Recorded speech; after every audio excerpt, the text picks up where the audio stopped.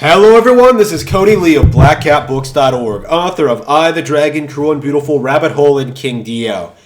The AVGN, the angry video game nerd, I think is officially dead.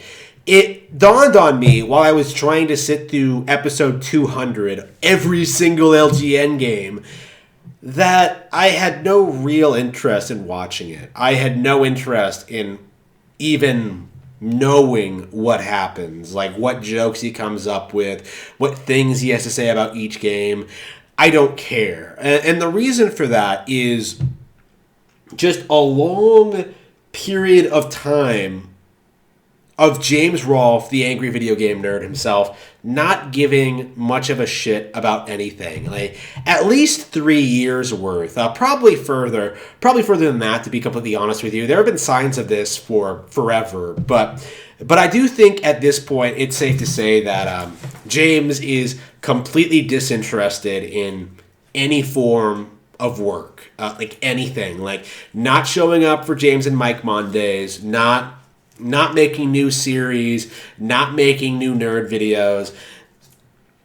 Anything like that's not music related, it seems to completely disinterest him. Like, to the point where, like, he can't even find the time to do anything. And as a result of that, the quality of the output on Cinemassacre is the lowest it's ever been. And I think it's gone beyond simply being Screenwave's fault. For the longest time, like, Screenwave has been obviously the reason for all the issues at Cinemassacre. But at this stage, I think James himself is to blame. I think he's not really willing to put, like, any kind of effort into maintaining the channel. He's not interested in interacting with his fan base in any meaningful capacity. He's not interested in improving, changing things up, like making radical new changes. No, he just wants to do Rex Viper. And I am definitely one of the people who encourage the concept of Rex Viper, yeah?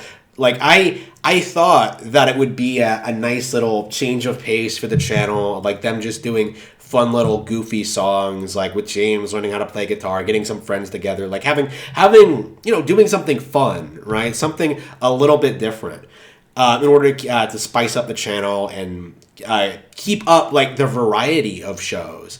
But why did they do a live event? Why haven't they been focusing on, like, making new material? Why is the video editing so poor? Like, not just for the Rex Viper videos, but for the mainline Cinemassacre content. Like, what happened with Monster Madness? Like, the plagiarism. I'm sure the quality itself is not good. I have no interest in watching anything. Screenwave, not Cinemassacre. Screenwave is putting out right now, and I'm at the point now where I am 100% certain that there will be no recovery after this. I don't expect them to ever recover and fix things. Screenwave certainly has no motivation to. As long as James keeps showing up and keeps making new AVGN content, they can just keep doing what they're doing and keep pushing themselves in front of the camera and try to keep building their brand and trying to get more personalities attached to them. I'm not sure exactly who they're partnered with. I'm told they also have Brentalfloss under their chubby thumbs, but Brentalfloss is irrelevant in 2021. He's putting out a game like featuring him, and I'm just like, what? Who would pay for that? I didn't like you in 2013, you motherfucker, and you really think I'm gonna buy a video game with Brentalfloss? Like, I don't think so.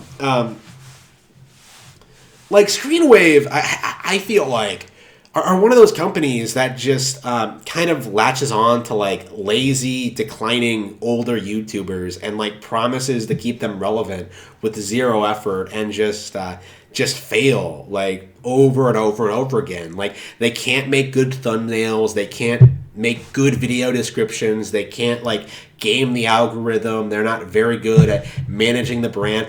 And that's kind of the thing. Why would you ever partner with people like this? Because again, we've seen James handle.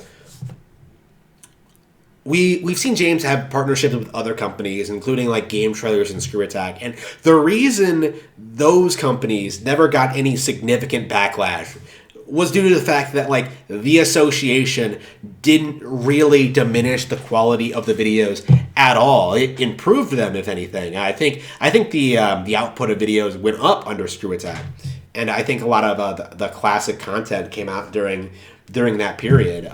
Golden Age AVGN. I'm not sure exactly how long that went on for. Maybe like 4 or 5 years until 2013, I think. Golden Age AVGN, right? Like Screenwave is not cut from the same cloth. Like, you didn't see Stuttering Craig every fucking video. You didn't see Handsome Tom shove his face in. Like, you didn't see them try to like push these personalities that you didn't subscribe to, right? Like, they handled business shit. They handled like advertisement deals and sponsorships, behind the scenes stuff. They weren't there taking up space and time away from people that you wish you would be seeing instead. And I think that's kind of one of the big reasons I started falling off of Cinemassacre in 2018 is just I don't like the Screenwave people. They are clearly a detriment to the channel, and James should have given them the boot a long time ago. But I think they work for cheap, and I think they, I think the AVGN is probably their golden goose right now. So they're really not interested in like upsetting James or anything. Like,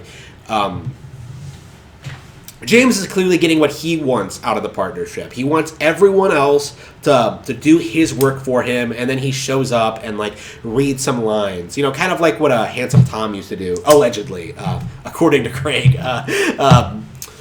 Like, he's not actually really building up his own channel. He's not putting in any effort, and he's pawning it off on other people. Incompetence, like sycophants, right? It really needs to be said. It really needs to be said more is that I don't think there is any recovery from this.